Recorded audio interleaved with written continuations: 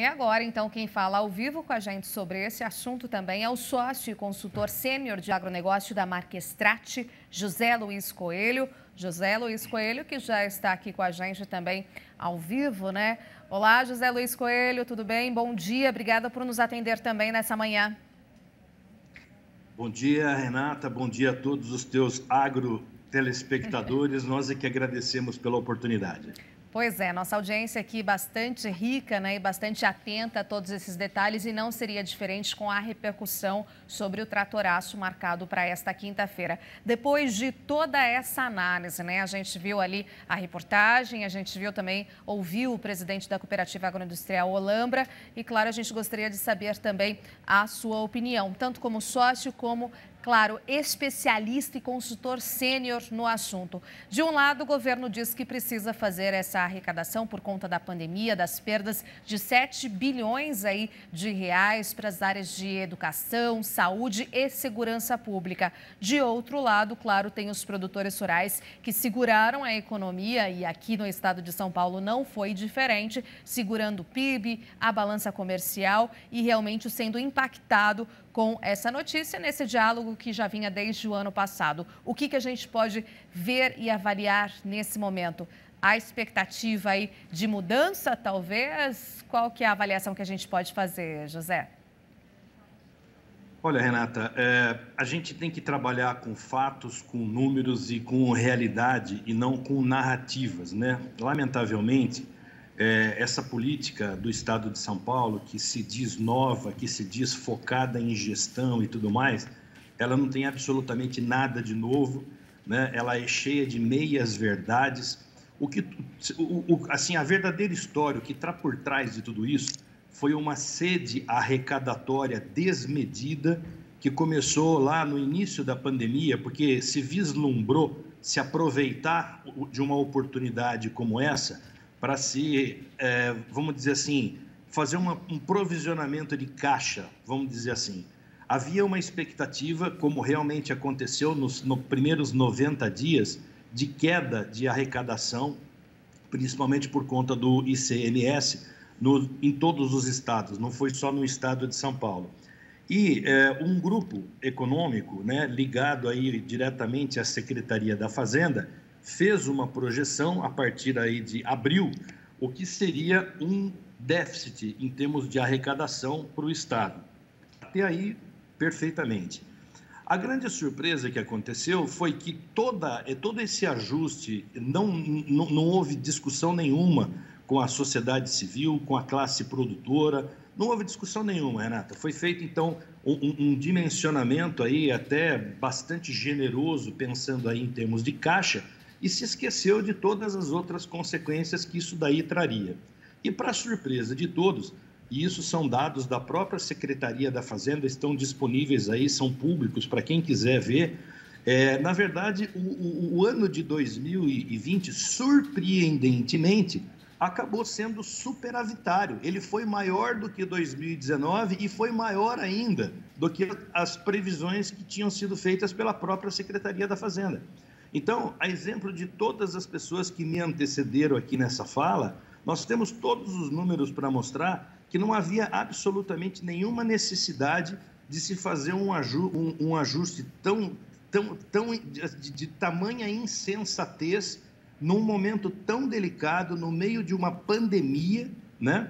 E que vai causar um impacto tão grande na população. O tratoraço, Renata, não é um movimento de produtores rurais, é um movimento da população de São Paulo. Uhum. Ele começou com os produtores rurais, porque no primeiro momento foram os que sentiram a dor primeiro, por conta realmente desse impacto inicial, que ele começa, Renata, nos insumos agrícolas, mas ele permeia todas as cestas que você possa imaginar, até remédio contra câncer, né? Cadeira de roda, Renata. Né? Você consegue imaginar uma coisa dessa? Passando aí por eletricidade, combustíveis, materiais de construção. Quer dizer, é um impacto, e é um impacto em cascata, né? Você estava perguntando aí dos números, a Fundação Getúlio Vargas publicou agora, recentemente, um trabalho muito bem feito, muito detalhado, mostrando, inclusive, um contrassenso. Primeiro, porque não precisava ter feito esse ajuste, porque houve um superávit, não houve um déficit, né? E segundo, Renata, porque o impacto vai ser tão grande, a retração no consumo vai ser tão grande, que se estima que para cada real adicional que for arrecadado, vai ter uma redução de R$ 2,75 no consumo. Meu Deus do céu, como é que pode um negócio desse, né? Então, a gente acabou retroagindo, voltando para trás.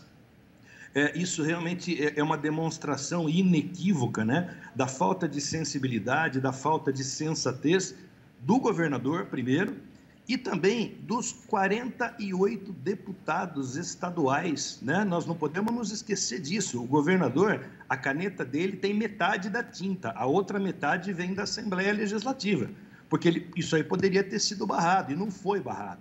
A votação terminou, era quase 1h da manhã, para você ter uma ideia, e com uma série de movimentos aí de origem duvidosa, né? Tinha gente que não aparecia na Assembleia há mais de 6 meses, apareceu lá 15 para meia-noite para votar. Então, só para você ter uma ideia qual foi o cenário e qual é assim, a indignação que existe de todo o setor produtivo, principalmente sabendo que o impacto vai ser realmente nas camadas menos favorecidas, onde o preço da comida, dos medicamentos, tem um peso muito grande, em alguns casos, mais de 70%, 80% da renda familiar, Renata. Pois é, a gente acompanhou toda essa votação, enfim, desde o início, né, dessa discussão, e realmente o que chama atenção é a falta de diálogo justamente com o setor produtivo, muito bem colocado por você, pelos outros especialistas, que começa assim ali na cadeia inicial do agro, enfim, por meio dos insumos e outros impactos, mas chega assim na ponta final ali com quem precisa de uma cesta básica, está enfrentando esse momento de pandemia e tendo que lidar com esse tipo de situação, ainda mais as camadas menos favorecidas. Então, excelente colocação aí feita por você e por todos. Então, é realmente uma manifestação de toda a população paulista. Claro, tem aí a vanguarda, essa liderança, esse protagonismo do agronegócio, dos produtores, mas a gente não pode esquecer dos clientes, dos consumidores que vão ser, sim, fortemente impactados. Então, com essa manifestação, há uma maneira de realmente, de repente, conseguir mudar, ter um diálogo, ajustar a rota de alguma forma, José Luiz? Olha, Renata, felizmente a democracia ela tem muitos caminhos aí que permitem a reversão de decisões equivocadas como essa, né? Então, um dos propósitos desse movimento é sensibilizar a maioria desses deputados, né? Eles, na verdade, foram lá e apertaram o botão. E quem apertou o botão também pode desapertar o botão.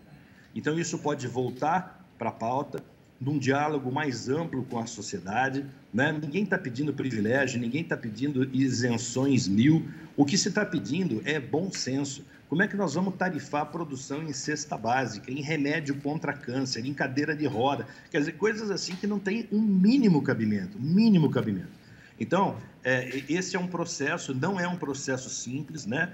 Precisa ter muita humildade, inclusive, que é uma coisa que falta muito nesse governo, né? Principalmente no mandatário principal aí do Palácio dos Bandeirantes, mas a pressão vai ser muito grande, porque nós não estamos falando de uma categoriazinha aí de meia dúzia de sindicatos, nós estamos falando de um Estado, nós estamos falando de 45 milhões de paulistas. Se é paulista da cidade ou paulista do campo, não importa, Renata, é paulista, vai ser impactado do mesmo jeito. E, além disso, nós temos que lembrar que São Paulo também abastece boa parte da região centro-sul do país. Então, a gente vai ter um impacto também nas outras regiões. À medida que em São Paulo as coisas começam a se apertar, existe também uma preocupação muito grande com o próprio desemprego urbano. Porque, só para você ter uma ideia, esse mesmo trabalho da Fundação Getúlio Vargas, caso vocês ainda não tenham recebido cópia, nós podemos encaminhar para vocês. Eu já recebi, mas, assim, dei uma olhada ontem e eu estou gostando que você até está colocando ele aqui para nós e é muito bom você dividir esses detalhes com a nossa audiência. Pode continuar. Muito bem feito, muito bem feito, muito técnico, né? Totalmente. Aliás, esse movimento é totalmente apolítico, né? Ele é um movimento que ele nasceu nas bases aí dos agricultores. As instituições organizadas estão apoiando o movimento. Agora, ele nasceu de um grupo de WhatsApp de agricultores. Isso que é muito importante e as pessoas entenderem o que está por trás de tudo isso. Então, eu vejo assim, sabe, Renata, se a gente tiver realmente esse impacto aí, talvez de 6, 7, tem gente falando em 8 bilhões de redução no PIB, né, do Sudeste, dos quais só em São Paulo seria 4,2 bi, quer dizer, foi a coisa menos inteligente do mundo que se poderia ter feito, que se aumentou os impostos para aumentar a arrecadação, vai acontecer exatamente o contrário, né? Vai ter uma retração e muitas empresas, muitas pequenas e médias empresas, principalmente, Renata, que já estavam com dificuldade de fechar as contas, podem acabar fechando as portas ou se mudando para outro estado, que de uma forma ou de outra o resultado é o mesmo, desemprego.